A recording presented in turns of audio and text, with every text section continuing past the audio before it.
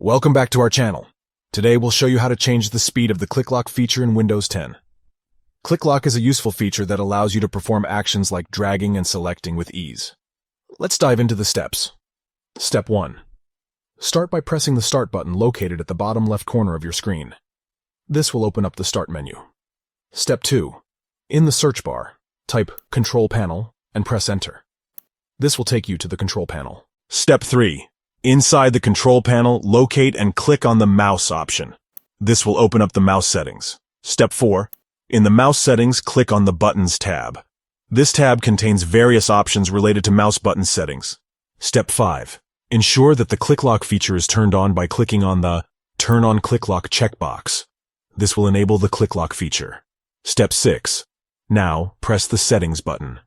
A pop-up window will appear, providing you with ClickLock settings. Step 7. Within the pop-up window, choose the desired speed for the ClickLock feature.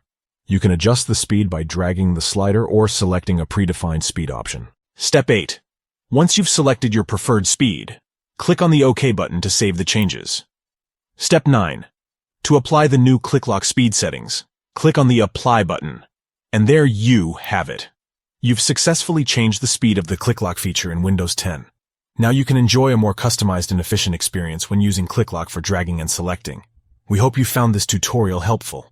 If you have any questions or suggestions for future videos, please let us know in the comments below.